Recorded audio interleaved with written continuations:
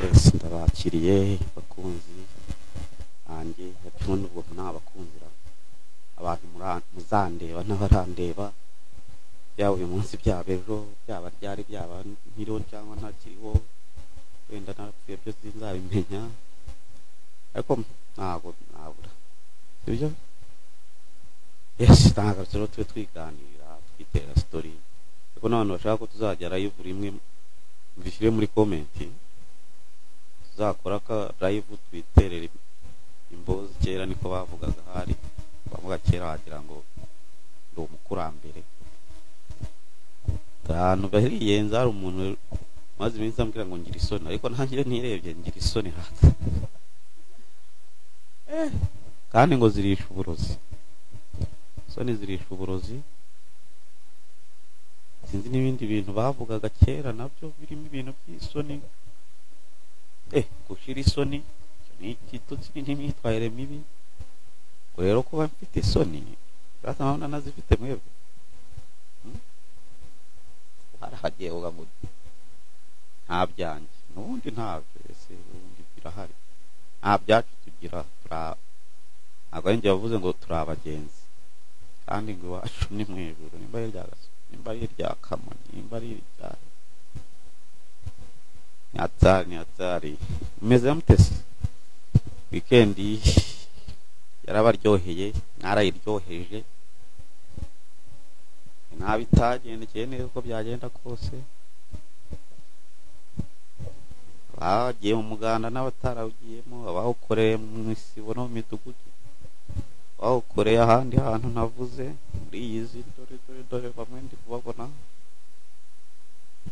ariko umuganda ni sawa bimenyana n'abaturanyi gahunda zimwe na zimwe za leta wibuka hari n'izo abantu tutazereka nanjye nikanishyiremo ariko njya mpaka terwa naho umuntu awukorera ariko gahunda ziri mu mujyi wa Kigali no mu nkengero menya atarizo ziri mu zindi ntara avuga ngo mu cyaro nkaho ubundi tutari mu cyaro gusa ni bisanzwe n'ubuzima busanzwe ahantu rero tujye tuza tujye amakuru agezweho amabira meza ariko amabi se yakomaze nuko bavuze ngo harya ngo sinimba hari ibintu bya kera cyangiye kuzajya ngarura bitashimishije ibintu bya kera biri mu bukoroni mana yanjye ubundi umutumirwa wari uhari n'undi araza kugaruka uyu munsi uretse ko hari utundi tuntu yabanjemo bibaze ko imyaka mfite nawe iyo ufite wa muntu ntabwo ngiye kuzanamo ibintu by'igitsina hano by'igitsina ngo n'igitsina gabo nta bindi mbuze waba umuhungu waba umukobwa waba umugabo waba umugore imyaka wowe ufite ukaba waramenyera imwe ntange cyangwa warantanzeho cyangwa ariko ndateka kese nimba mwarimenye ntimubivuge cyangwa ntimubitubwire umuntu wari uzi ko Adamu na Eva batari abantu babanje ku isi narumiwe ngewe umuntu twana challenginze vuga ni ntaho mbonye umuntu mbeshya ibintu nzwe abantu banditse iriya bitabo bivuga mu izina bavuze ko Imana yaremye Adamu gusa kandi yararemye na Lilith ubu hari ababyumvishe bwa mbere nabo batinze kuza kurya show hano ubu mwebwe murumva mudafite ikibazo nk'icyanjye uretse ko njye wumva cyagabanutseho umuntu witwa Lilith muramuzi umuntu Imana yaremanye na Eva na Adamu yawe mugore we wa mbere ibyo bapfuye byose murabizi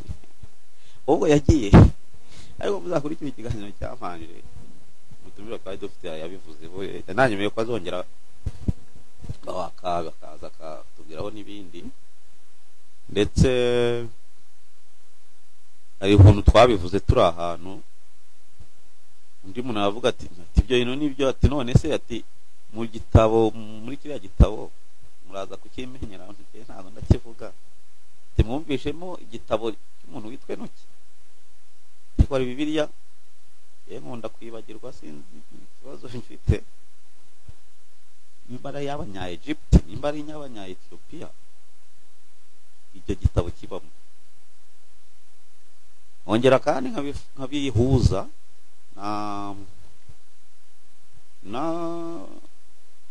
na Bibiliya zindi tuzi ubwo hazamo n'izindi nyinshi imwe zibamo ibitabo bimwe izindi ntizibemo ibindi gusa tagira uwo ngiye kuvuga ngo nyobya ariko sinakuyobya pe kuvuga ibintu nanjye ndikumva muri iyi minsi ariko ntabwo cyane ari mbizi cyiza nuko Imana iriho ariko izindi derivatives zindi ko nazita niki hatagira ubyumva nabi nawe mze gunyumva nabi ko izindi derivatives ntabwo wenda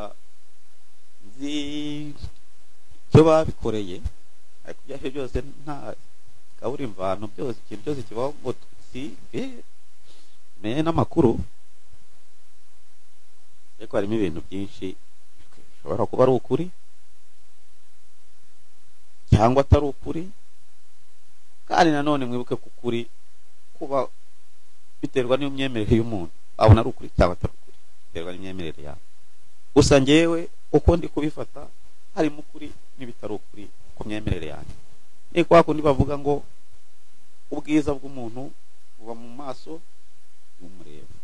nkanya ndi kureba gutya abona wowe uri mwiza dore nawe dore n'uwo wundi wisekesheje nawe uri mwiza muri beza uko muri kundeba n'abareba ko nzababona hari aho tuzabonana ndabizi aba mu ijuru yaba iryo hejuru cyangwa iryo ku isi tuzabonana ntabwo ari kubonana ariko byo kurwana mu Kinyarwanda tuzahuza amaso navuga ngo kubonana bakaza ibintu by'imibonano tuzahuza amaso nuko aka kantu nukurisha ko mbihinginze ubu ngubu gufata aka karinki kagashyira kuri stati yawe akamara amasaha 24 ukituriza n'abandi bakayibona ikibazo kukanda wowe ukora kukazogera kareze ko gatuku uvuga ngo ntwi subscribe cyo ni ikibazo gushyiraho udukomenti munsi cyo ni ikindi mugerageze n'ukuri kw'Imana Imana ariko Imana yaturemye bana yindi Imana y'Abisiraheli ngendi umunyarwanda yivuza Imana y'abantu umugabo umwe wigeze gukora ikiganiro kuri channel ariko ni na televiziyo avuga ko ubundi Imana yare umuntu wa mbere wageze ku isi ari umunyarwanda muzagishaka muze kumbwira Bahering okay ku bana binyemerera mba mbifite ndabireba abantu bazi ibintu uretse ko tutabimenya ariko muri icyo gitabo ntibavuze ngo Imana ngo yaduhaye ngo ubwengera bwo guhita nk'ikibi ntikiza ariko nanone ngo ubwenge bwinshi burasaza ngo budasa ubucyari bwo budasa bavuga ko okay sorry ariko ni umugani ngiye ntago nazanye umugani narawusanga ubwenge bwinshi burasaza nta muntu n'iki umusaza hanyuma noneho bakanavuga ko bose n'umusazira umuntu udafite ubwenge aba ari umusazi umva iyo contradiction ibirimo utuntu baducanga ko n'ubundi ngo isi imbere yari nimba ari uruvanye nimba ari uruvuyange nimba ari urusobe kandi gusobeka murabizi ko ari ibintu biba byivanze siyo twaje siyo twisa ese waba kwisi utayiriho aho ugomba kubicanga bikivanga kivanguye kivangura ikivanga nacyo kikivanga kizongera kivangura cyo kivanga cyego nanjye murabona nanjye nivanzire uzi ibintu uri kuvuga murabona nk'ubu ari ubwenge buri mu wese kuvuga n'indi kuvuga wivugira kuvuga uvuga ni kubivanga yaka hari umuntu nibagiwe nari maze iminsi nababwiye ngo ngiye kujya mbavuga shaho ko bakuru ziratubumvuze ngo shaho hari uwo byababaza ariko umuntu mukuru uzareba iki kiganiro njya azansobanurire ako kantu ako iryo jambo ndababaza n'ayandi shaho ni igitotsi n'agasuzuguro no urumva ko bise binshaka muze gushyira muri comment mumbwire shaho koko ni bibi ni byiza ni bindi nabwo byo kwivanga birivanga mbese shaho ntago nzi byari byo rero ni nzajya mbivuga n'ukuri murabizi ndabubaha ngiye kuvuga ngo ndabakunda kandi nta muntu ukunda umuntu atazi ariko ninjya mbivuga nimukagire ngo nubwo uwo muntu ataransobanurira nimba ari bibi cyangwa ari byiza nawe azabinsobanurire azi ko ndabimubaza neza nzagaruka azampa n'irindi jambo ntazajya nkoresha kitari shaho ariko njye ndumva kugeza ubu kubera ko atarabisobanurira yavuze ngo hari umuntu uzajya uvuga ngo uko ugiye ahantu nubura icyo muvugaho mubeshyere nawe nzakubeshyera nzajya nkutinga ibyo wavuze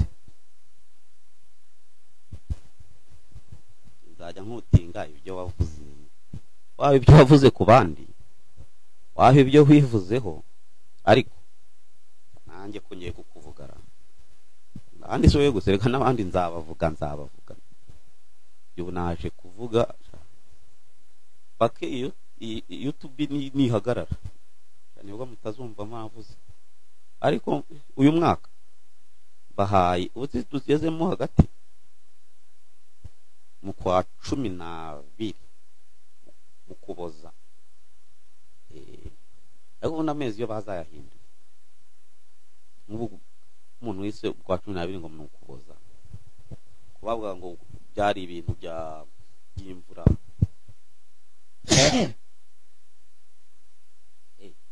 tangiye kumvuga sha barahura urandogesheje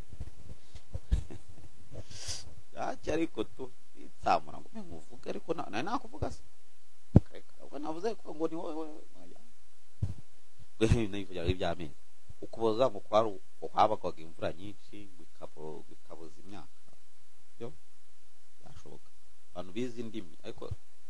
ubu none namwe ndaje mbavuga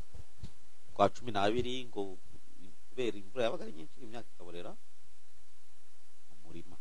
impamvu batwiswe ukuboza none ubu ibihe byariciya kwa 12 izuba risigaye navuga ngo iki riva kurusha ahubwo ari no kwa kabiri babyita mu mpeshyi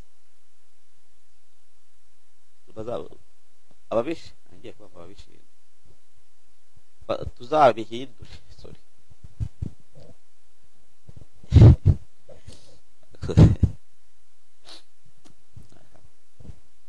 geni zimwe sha muri generation yanyu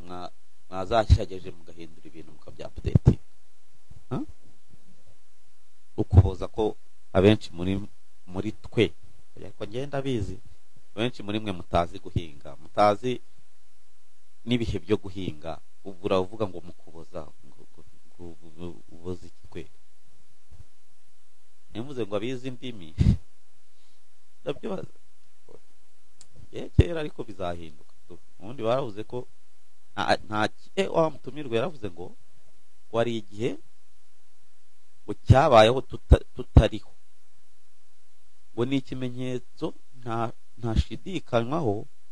ko ari igihe kizabaho tutakiriho ntago nzi neza nimba mukotinze neza, ariko icyo ndi gushaka kuvuga abantu bize indimi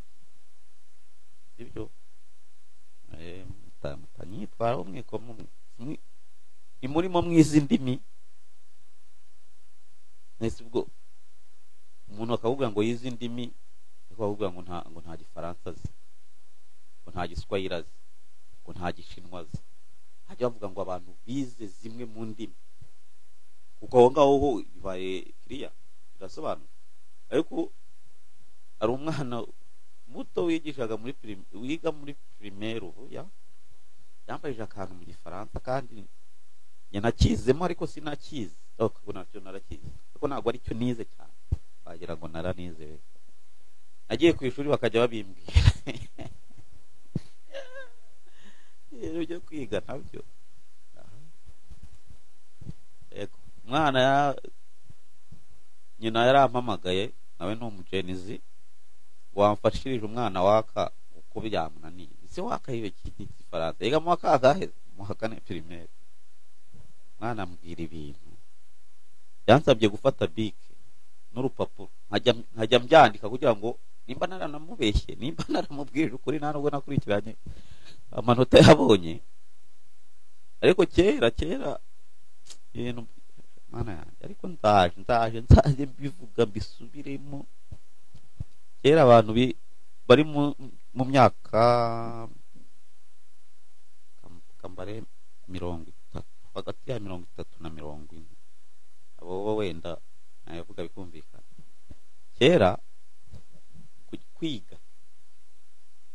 ibi bya modocation bitaraza, wigaga wigaga note zose z'igihembwe, ikizami wenda ntago nzi ahantu wize, ariko ndumva biba ari bimwe kuko tuzami twaracacanaga mu bigo. Umwana w'imba ari nk'uwi Rusizi wiga nk'Ikigali ukabona azanye ikizami bababajije aho, ikizami kiri ku kantu gato cyane karutwa na kariya kopro kajya kuri sika y'Urusenda, kariho ibibazo 4 cyangwa 5, kandi bakubwira ngo ibyo bintu babisubiza ku mibamburo ine. Mibamburo nabo ni deplicata si wayibonaga irami imwe hari umenya yarakoreraga ikigo cyose, none baragukubita impapuro zanditse imbere n'inyuma, kandi umuntu yagwaye ibibazo n'ubundi ugiye kwigamo, wiga muri ibibazo nzakubaza gusuye ura muri mise. Kumenya n'ubunebwe bwaraje, nazanye ubunebwe mwebwe.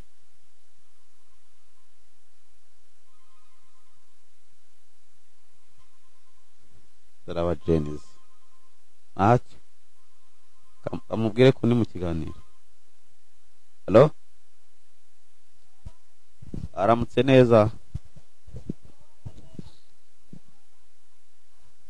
Amahoro masa, ariko nari ndi mu kiganiro, urihanganaho gato.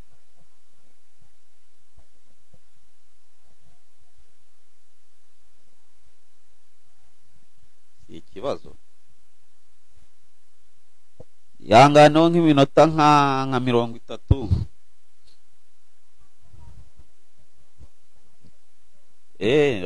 Ni wumva urukundo rufite shaho, urukundo uri narwo.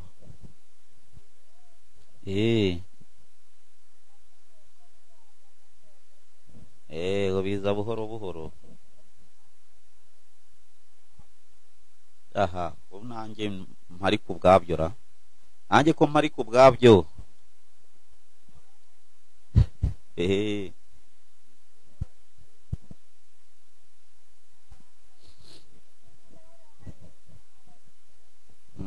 Ngayanganeho gato maze nkomeze ikiganiro ndakubwira.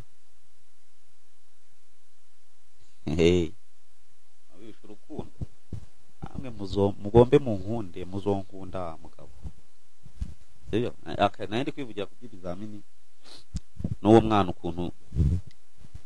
kera mwigaga ugusubira mu kwiga ukongera ukandukura note. ibintu wabifataga mu mutwe uretse ko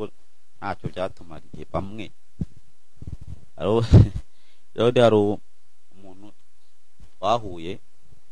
ese bite usigaye ubahe mbahani kavuga to ntago ukigisha nireka dasa kwigisha ngira ngo ngewe narize aha ngo se hari abantu bambwira ngo warabigije ntireka reka ninabonye buriya nanjye ibyo mbigisha ari ibyo banyigishije kandi bimwe bari okay bimwe mu byo nabigisha sinari narabyize niyo ku mwarimu umwe wari ntabwo nzi niba ari umwarimu cyangwa nawe naramubayeho nk'ibyo nababwiraga by'uwo mwana bari turi muri bisi muri bisi twegeranye umuntu aramuhamagara ngo yiriwe wumvaga ariko ari umwana mutoya wari ukijya nko muri section cyane kuko byari muri vacances yaragiye mu bya computer ndakeka ngo none se ngo mugongo batubwiye ngo ku kigo ngo bashaka ngo wireless icyo gihe numva wireless zizabagaho ariko ibaze ko twize nta internet ariko geni zimwe none chat GDP ajya ni GPT chat GPT ibintu byose ubundi niyo mpamvu aranyamwana turi mu byahishuwe bavuze muri Bibiliya twarabitangiye tarabona umukecuru ambaye mukonda uti yera ariko twazitaga tarabona umuhungu yapfumuye izuru iyo ni haramu amugani dore na Bibiliya yarabivuze wowe umuhungu yapfumuye izuru wowe sawa n'ubu umusaza nzaba ndeba ntabwo mujya mubona naba Masai muri Afurika yo hepfo abantu bo okay naba Masai ariko niko bameze mu Rwanda wenda kenshi nibo tubona kuriya bakoraho ugutwi bagakuramo akanyama kandi twize batubwira ngo kugira ngo umuntu yumve nuko amajwi azagakubita kuri kariya kanyama bakuramo bagahita yinjira ngo mu gutwi kumva bari abantu ntago bumva utambeshye wenda ibyo da icyo gihe n'ubu simbizi niba ariko bakigiye mwese n'abagoronome kwanza n'abize ubuhinzi nk'ibice bigize ikibabi kuko muri ubu buzima bitumariye nshaka abantu nka batatu nta nubwo mvuga batanu ibice bigize ikibabi ngo ni iki architecture rembe n'ikindi ntapfa kwibuka bitumariye cya kintu cya formule birebire bibiri photosynthèse hari umuntu wenda utaragiye mu iteganyagihe ntabwo se kandi iteganyagihe ni igihugu nta privé y'iteganyagihe ribaho na photosynthèse ngo cycle de l'eau ibintu kuko